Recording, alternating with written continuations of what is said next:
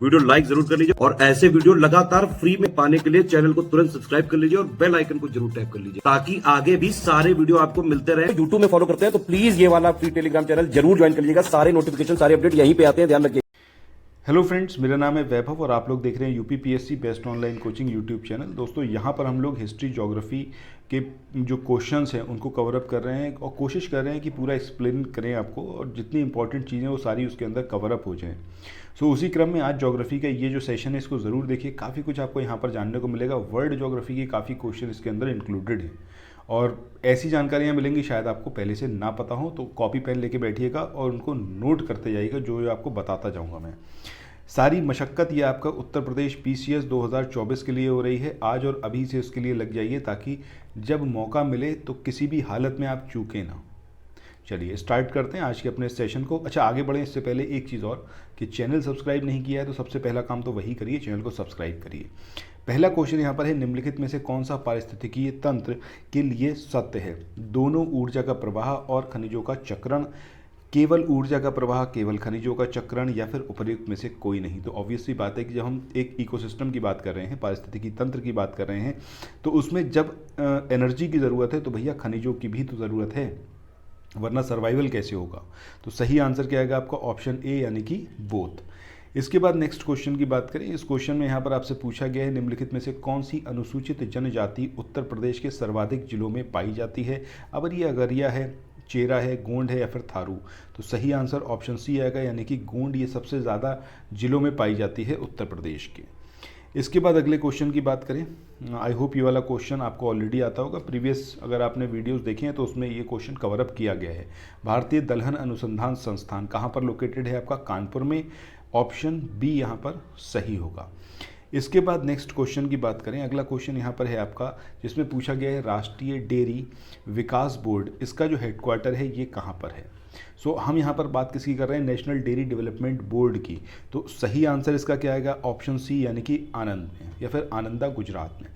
इसके बारे में कुछ एक पॉइंट आपको ज़रूर याद रखने हैं। इसको फॉर्म किया गया था नेशनल डेयरी डेवलपमेंट बोर्ड को 1965 में, और ये टाइम ड्यूरेशन था हमारे जो उस समय प्रधानमंत्री थे, जो अब तक के बेहतरीन प्रधानमंत्री थे, लाल बहादुर शास्त्री, उनके टाइम ड्यूरेशन की बात है। ठीक है, किसके द्वारा इसमें क्रेडिट जाता है? डॉक्टर वर्गीस कुरियन को, जिनको मिल्कमैन ऑफ इंडिया भी बोला जाता है, उनके द्वारा इसको फॉर्म किया गया था।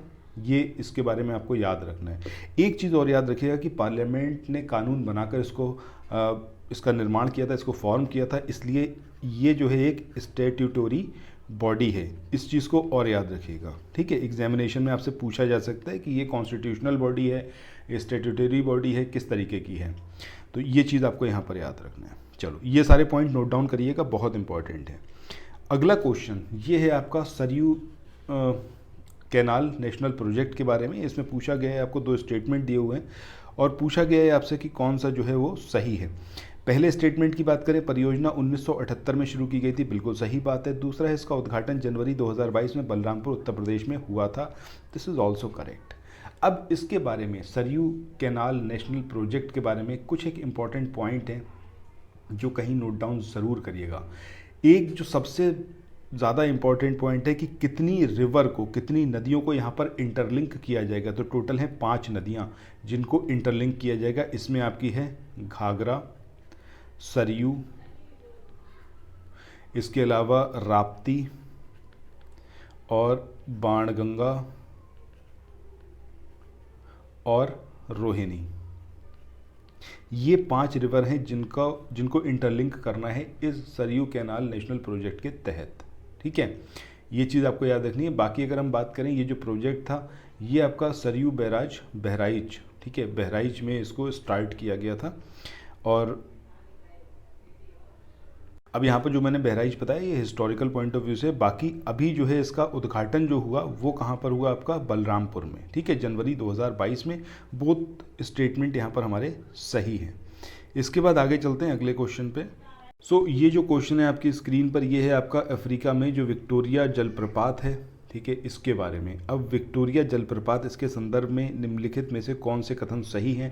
पहला है कि यह जाम्बिया और मोज़ेम्बिक की सीमा पर लोकेटेड है। दूसरा है ये जाम्बेजी नदी पर स्थित है।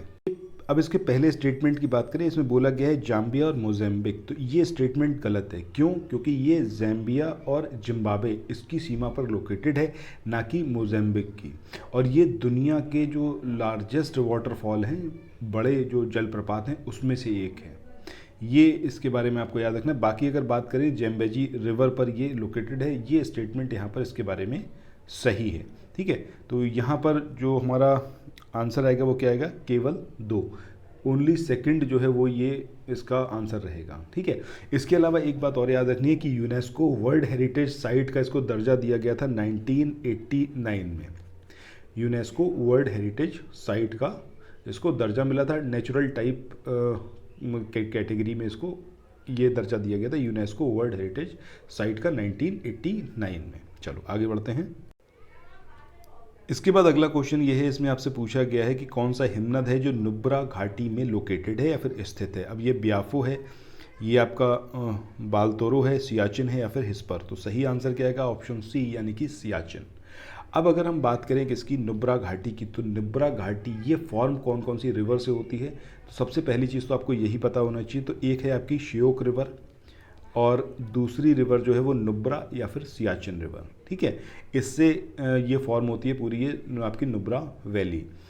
एक चीज़ इसके अंदर और याद रखनी है कि ये जो आपका श्योक रिवर है ये किसकी ट्रिब्यूटरी है, ये आपसे पूछा गया है पहले भी। तो ये इंदस रिवर की ट्रिब्यूटरी या फिर इसकी सहायक नदी है। और ये जो वैली है ये आपका लद्दाख और जो काराकोरम रेंजेस हैं उसको सेपरेट करती है, लद्दाख को काराकोरम रेंजेस से सेपरेट करती है। और अगर आपसे पूछा जाए कि कौन सा पास है जो कि लेह टाउन को जो है नुब्रा वैली से जोड़ता है या फिर कनेक्ट करता है, तो वो है आपका खारदुंगला। ठीक है, खारदुंगला पास है जो कि आपका नुब्रा वैली को किससे कनेक्ट करता है? लेह टाउन से कनेक्ट करता है। और अगर ये पूछ लिया जाए कि सियाचिन ग्लेशियर इस वैली के कौन सी साइड में, मतलब कौन सी साइड में है, उत्तर में है, दक्षिण में है, किधर है, तो वो है आपका नॉर्थ में। ठीक है, नॉर्थ डायरेक्शन में। ये सारे पॉइंट आपको इसके बारे में यहाँ पर याद रखने हैं। चलो अब चलते हैं नेक्स्ट क्वेश्चन पे। अगला क्वेश्चन यहाँ पर है कि उत्तर प्रदेश पंडित दीनदयाल उपाध्याय पशु चिकित्सा विज्ञान विश्वविद्यालय और गौ अनुसंधान संस्थान ये कहाँ पर लोकेटेड है? तो ये लोकेटेड है आपका मथुरा में। इसके बाद आगे चलते हैं अगले। अगर आप लोग उत्तर प्रदेश पीसीएस की तैयारी कर रहे हैं, आप आरओ की तैयारी करना चाहते हैं, बीईओ की तैयारी करना चाहते हैं, इन तीनों एग्जाम की अगर आप तैयारी करने चाहते हैं तो स्टडी फॉर सिविल सर्विसेज के कोर्सेज को आप ज्वाइन कर सकते हैं कंप्लीट तैयारी के लिए। ये वन स्टॉप डेस्टिनेशन है, यहाँ पर आपको सब कुछ मिलेगा, जिसमें स्टडी मटेरियल रहेगा, टेस्ट सीरीज रहेंगी, पेड क्विज रहेंगी, सब कुछ आपको एक ही जगह पर मिलेगा।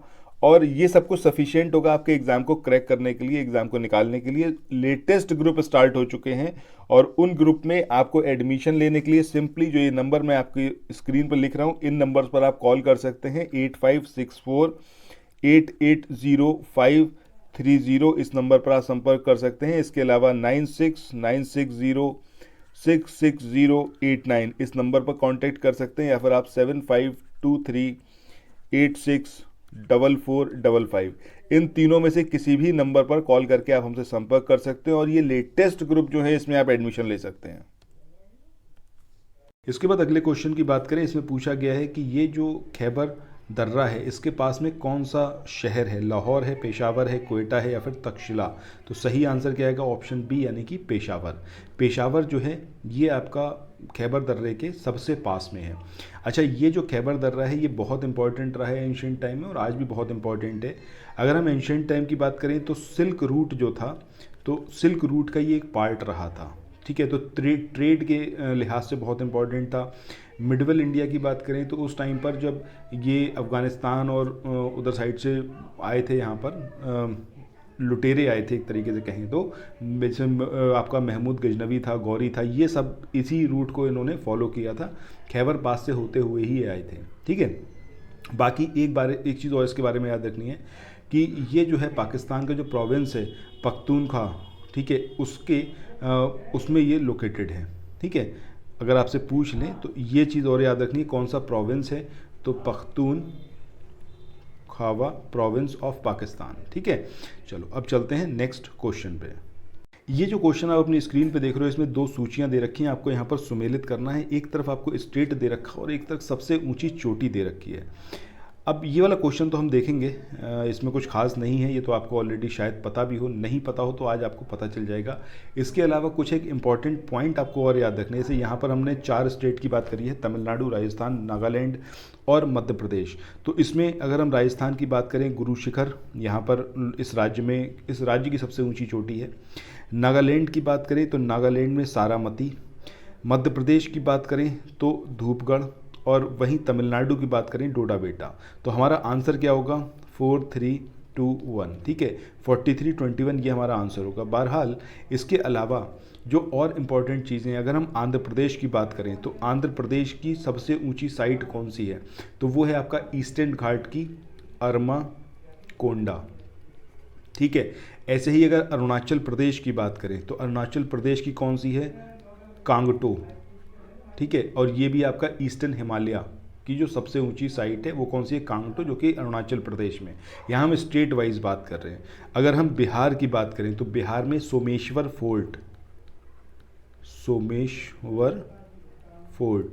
ये जो है सबसे जो उसकी ऊंची चोटी है बिहार की, वेस्ट चंपारण डिस्ट्रिक्ट में ये लोकेटेड है।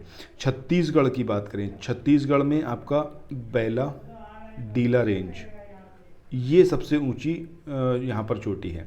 गोवा की बात करें तो गोवा में सागर। ठीक है, गोवा में कौन सी है आपकी? सोन सागर।